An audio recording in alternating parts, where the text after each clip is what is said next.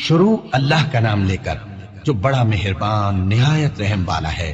طٰہٰ، اے نبی صلی اللہ علیہ وآلہ وسلم، ہم نے تم پر قرآن اس لیے نازل نہیں کیا کہ تم مشقت میں پڑ جاؤ، مگر ہر اس شخص کی نصیحت کے لیے نازل کیا ہے جو خوف رکھتا ہے۔ یہ اس ذات کا اتارا ہوا ہے جس نے زمین اور اونچے اونچے آسمان بنائے، یعنی رحمان، جو عرش پر جلوہ افروز ہوا۔ جو کچھ آسمانوں میں ہے اور جو کچھ زمین میں ہے اور جو کچھ ان دونوں کے بیچ میں ہے اور جو کچھ مٹی کے نیچے ہے، سب اسی کا ہے۔ اور اگر تم پکار کر بات کہو تو کیا ہے، وہ تو آہستہ کہی ہوئی اور نہایت پوشیدہ بات تک کو جانتا ہے۔ اللہ وہ معبود برحق ہے کہ اس کے سوا کوئی معبود نہیں ہے، اس کے سب نام اچھے ہیں۔ اور کیا تمہیں موسیٰ کے حال کی خبر ملی ہے؟ جب انہوں نے آگ دیکھی تو اپنے گھر والوں سے کہا کہ تم یہاں ٹھہرو، میں نے آگ دیکھی ہے، میں وہاں جاتا ہوں، شاید اس میں سے میں تمہارے پاس انگارہ لاؤں یا آگ کے مقام سے اپنا رستہ معلوم کر سکوں۔ پھر جب وہ وہاں پہنچے تو آواز آئی کہ اے موسیٰ، میں تو تمہارا پروردگار ہوں، تو اپنے جوتے اتار دو، تم یہاں پاک میدان یعنی طویٰ میں ہو، اور میں نے تم کو منتخب کر لیا ہے، تو جو حکم دیا جائے اسے سنو۔ بے شک میں ہی اللہ ہوں، میرے سوا کوئی معبود نہیں، تو میری عبادت کیا کرو اور میری یاد کے لیے نماز پڑھا کرو۔ قیامت یقیناً آنے والی ہے، میں چاہتا ہوں کہ اس کے وقت کو پوشیدہ رکھوں تاکہ ہر شخص جو کوشش کرے اس کا بدلہ پائے۔ تو جو شخص اس پر ایمان نہیں رکھتا اور اپنی خواہش کے پیچھے چلتا ہے، کہیں تم کو اس کے یقین سے روک نہ دے، تو اس صورت میں تم ہلاک ہو جاؤ۔ اور اے موسیٰ، یہ تمہارے داہنے ہاتھ میں کیا ہے؟ انہوں نے کہا یہ میری لاٹھی ہے، اس پر میں ٹیک لگاتا ہوں اور اس سے اپنی بکریوں کے لیے پتے جھاڑتا ہوں، اور اس میں میرے اور بھی کئی فائدے ہیں۔ فرمایا کہ موسیٰ اسے زمین پر ڈال دو، تو انہوں نے اس کو ڈال دیا اور وہ یکا یک سانپ بن کر دوڑنے لگا۔ فرمایا کہ اسے پکڑ لو اور ڈرنا مت، ہم اس کو ابھی اس کی پہلی حالت پر لوٹا دیں گے، اور اپنا ہاتھ اپنی بغل میں دبا لو کہ وہ کسی عیب و بیماری کے بغیر سفید چمکتا دمکتا نکلے گا۔ یہ دوسری نشانی ہے تاکہ ہم تمہیں اپنے بڑے بڑے نشانات دکھائیں۔ تم فرعون کے پاس جاؤ کہ وہ سرکش ہو رہا ہے۔ کہا اے میرے پروردگار، اس کام کے لیے میرا سینہ کھول دے اور میرا کام آسان کر دے، اور میری زبان کی گرہ کھول دے تاکہ وہ میری بات سمجھ لے، اور میرے گھر والوں میں سے ایک کو میرا وزیر یعنی مددگار مقرر فرما، یعنی میرے بھائی ہارون کو۔ اس سے میری کمر کو مضبوط کر اور اسے میرے کام میں شریک کر، تاکہ ہم تیری بہت سی تسبیح کریں اور تجھے کثرت سے یاد کریں۔ تو ہم کو ہر حال میں دیکھ رہا ہے۔ فرمایا موسیٰ، تمہاری دعا قبول کی گئی، اور ہم نے تم پر ایک بار اور بھی احسان کیا تھا جب ہم نے تمہاری والدہ کو الہام کیا تھا جو تمہیں بتایا جاتا ہے۔ وہ یہ تھا کہ اسے یعنی موسیٰ کو صندوق میں رکھو، پھر اس صندوق کو دریا میں ڈال دو، تو دریا اس کو کنارے پر ڈال دے گا، اور میرا اور اس کا دشمن اسے اٹھا لے گا۔ اور موسیٰ، میں نے تم پر اپنی طرف سے محبت ڈال دی، اور اس لیے کہ تم میرے سامنے پرورش پاؤ۔ جب تمہاری بہن وہاں فرعون کے ہاں گئی اور کہنے لگی کہ میں تمہیں اس کا پتہ دوں جو اس کو پالے پوسے، تو اس طریق سے ہم نے تم کو تمہاری ماں کے پاس پہنچا دیا تاکہ ان کی آنکھیں ٹھنڈی ہوں اور وہ رنج نہ کریں۔ اور تم نے ایک شخص کو مار ڈالا تھا تو ہم نے تم کو غم سے نجات دی، اور ہم نے تمہاری کئی بار آزمائش کی، پھر تم کئی سال اہل مدین میں ٹھہرے رہے۔ پھر اے موسیٰ، تم ایک اندازے پر آ پہنچے اور میں نے تم کو اپنے کام کے لیے بنایا ہے، تو تم اور تمہارا بھائی دونوں ہماری نشانیاں لے کر جاؤ اور میری یاد میں سستی نہ کرنا۔ دونوں فرعون کے پاس جاؤ کہ وہ سرکش ہو رہا ہے، اور اس سے نرمی سے بات کرنا، شاید وہ غور کرے یا ڈر جائے۔ دونوں کہنے لگے کہ اے ہمارے پروردگار، ہمیں خوف ہے کہ وہ ہم پر زیادتی کرنے لگے یا زیادہ سرکش ہو جائے۔ اللہ نے فرمایا کہ ڈرو مت، میں تمہارے ساتھ ہوں کہ سنتا اور دیکھتا ہوں۔ اچھا تو اس کے پاس جاؤ اور کہو کہ ہم آپ کے پروردگار کے بھیجے ہوئے ہیں، تو بنی اسرائیل کو ہمارے ساتھ جانے کی اجازت دیجیے اور انہیں عذاب نہ کیجیے۔ ہم آپ کے پاس آپ کے پروردگار کی طرف سے نشانی لے کر آئے ہیں، اور جو ہدایت کی بات مانے اس کو سلامتی ہو۔ ہماری طرف یہ وحی آئی ہے کہ جو جھٹلائے اور منہ پھیرے اس کے لیے عذاب تیار ہے۔ غرض موسیٰ اور ہارون فرعون کے پاس گئے۔ اس نے کہا کہ موسیٰ، تمہارا پروردگار کون ہے؟ کہا کہ ہمارا پروردگار وہ ہے جس نے ہر چیز کو اس کی شکل و صورت بخشی، پھر راہ دکھائی۔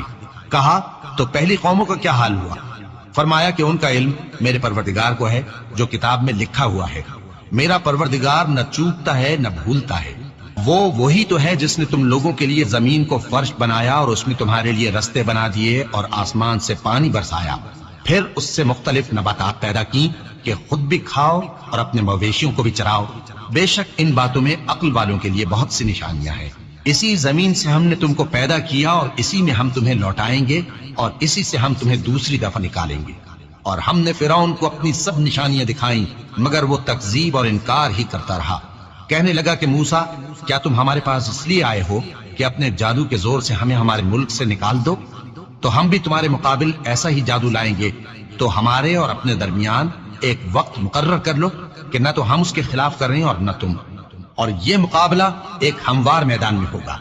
موسیٰ نے کہا کہ آپ کے لیے یوم زینت کا وعدہ ہے اور یہ کہ لوگ اس روز دن چڑھے اکٹھے ہو جائیں۔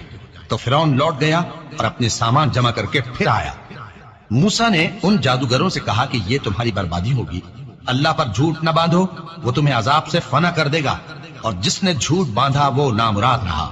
تو وہ باہم اپنے معاملے میں جھگڑنے اور چپکے چپکے سرگوشی کرنے لگے۔ کہنے لگے یہ دونوں جادوگر ہیں، چاہتے ہیں کہ اپنے جادو کے زور سے تم کو تمہارے ملک سے نکال دیں اور تمہارے بہترین مذہب کو نابود کر دیں۔ تو تم جادو کا سامان اکٹھا کر لو اور پھر قطار باندھ کر آؤ، آج جو غالب رہا وہی کامیاب ہوا۔ جادوگر بولے کہ موسیٰ، یا تو تم اپنی چیز ڈالو یا ہم اپنی چیزیں پہلے ڈالتے ہیں۔ موسیٰ نے کہا بلکہ تم ہی پہلے ڈالو۔ جب انہوں نے چیزیں ڈالی تو یکا یک ان کی رسیاں اور لاٹھیاں موسیٰ کے خیال میں ایسی آنے لگی کہ وہ میدان میں ادھر ادھر دوڑ رہی ہے۔ اس وقت موسیٰ نے اپنے دل میں خوف محسوس کیا۔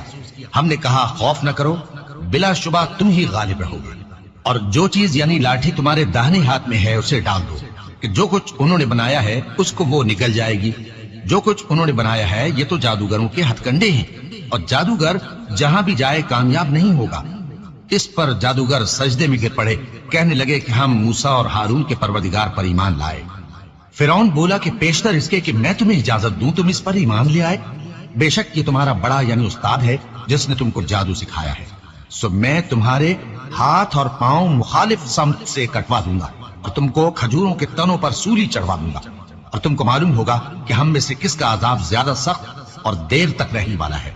انہوں نے کہا کہ جو دلائل ہمارے پاس آ گئے ہیں ان پر اور جس نے ہم کو پیدا کیا ہے اس پر ہم آپ کو ہرگز ترجیح نہیں دیں گے، تو آپ کو جو حکم دینا ہو دے دیجئے، اور آپ جو حکم دے سکتے ہیں وہ صرف اسی دنیا کی زندگی میں دے سکتے ہیں۔ ہم تو اپنے پروردگار پر ایمان لے آئے تاکہ وہ ہمارے گناہوں کو معاف کرے، اور اسے بھی جو آپ نے ہم سے زبردستی جادو کرایا، اور اللہ سب سے اچھا ہے اور ہمیشہ باقی رہنے والا ہے۔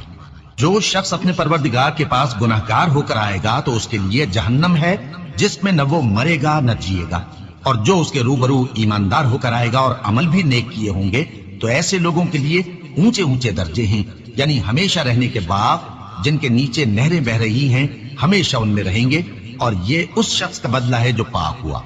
اور ہم نے موسیٰ کی طرف وہی بھیجی کہ ہمارے بندوں کو راتوں رات نکال لے جاؤ، پھر ان کے لیے سمندر میں لاٹھی مار کر خشک رستہ بنا دو، پھر تم کو نہ فرعون کے آ پکڑنے کا خوف ہوگا اور نہ غرق ہونے کا ڈر۔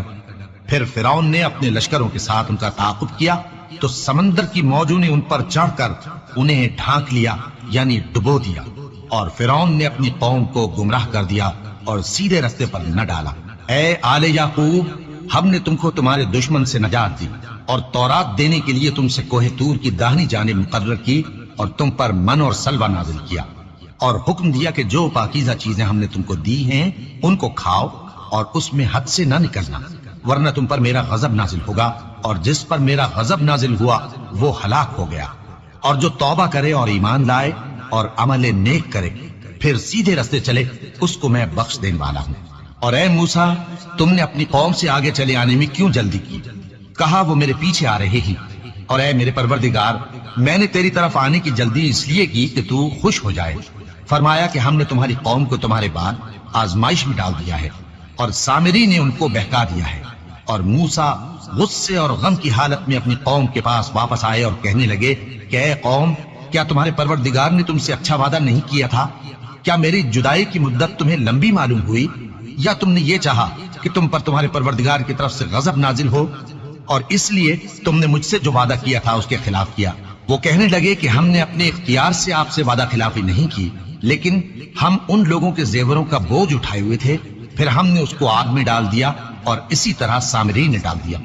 تو اس نے ان کے لیے ایک بچڑا بنا دیا، یعنی ایک بے جان جسم جس میں گائے کسی آواز تھی۔ تو لوگ کہنے لگے کہ یہی تمہارا معبود ہے اور یہی موسیٰ کا معبود ہے، مگر وہ بھول گئے ہیں۔ تو کیا یہ لوگ نہیں دیکھتے کہ وہ ان کی کسی بات کا جواب نہیں دیتا اور نہ ان کے نقصان اور نفع کا کچھ اختیار رکھتا ہے؟ اور ہارون نے ان سے پہلے ہی کہہ دیا تھا کہ لوگوں، اس کے ذریعے تمہیں فتنے میں ڈال دیا گیا ہے، اور تمہارا پروردگار تو رحمان ہی ہے، تو میری پیروی کرو اور میرا کہا مانو۔ وہ کہنے لگے کہ جب تک موسیٰ ہمارے پاس واپس نہ آئے ہم تو اس کی پوجا پر قائم رہیں گے۔ پھر موسیٰ نے ہارون سے کہا کہ اے ہارون، جب تم نے ان کو دیکھا تھا کہ گمراہ ہو گئے ہیں تو تم کو کس چیز نے روکا تھا؟ یعنی اس بات سے کہ تم میرے پیچھے چلے آؤ، بھلا تم نے میرے حکم کے خلاف کیوں کیا؟ کہنے لگے کہ اے ماں جائے، میری داڑھی اور سر کے بالوں کو نہ پکڑیے، میں تو اس سے ڈرا کہ آپ یہ نہ کہیں کہ تم نے بنی اسرائیل میں تفرقہ ڈال دیا اور میری بات کو ملحوظ نہ رکھا۔ موسیٰ نے فرمایا تو اے سامری، تیرا کیا حال ہے؟ اس نے کہا کہ میں نے ایسی چیز دیکھی جو اوروں نے نہیں دیکھی، تو میں نے فرشتے کے نقش پا سے مٹی کی ایک مٹھی بھر لی، پھر اس کو بچڑے کے جسم میں ڈال دیا اور مجھے میرے جی نے اس کام کو اچھا بتایا۔ موسیٰ نے کہا جا، تجھ کو دنیا کی زندگی میں یہ سزا ہے کہ کہتا رہے کہ مجھ کو ہاتھ نہ لگانا، اور تیرے لیے ایک اور وعدہ ہے، یعنی عذاب کا جو تجھ سے ٹل نہ سکے گا، اور جس معبود کی پوجا پر تو جمع ہوا تھا اس کو دیکھ، ہم اسے جلا دیں گے، پھر اس کی راکھ کو اڑا کر دریا میں بکھیر دیں گے۔ تمہارا معبود تو اللہ ہی ہے، جس کے سوا کوئی معبود نہیں، اس کا علم ہر چیز پر محیط ہے۔ اس طرح ہم تم سے وہ حالات بیان کرتے ہیں جو گزر چکے ہیں، اور ہم نے تمہیں اپنے پاس سے نصیحت کی کتاب عطا فرمائی ہے۔ جو شخص اس سے منہ پھیرے گا وہ قیامت کے دن گناہ کا بوجھ اٹھائے گا۔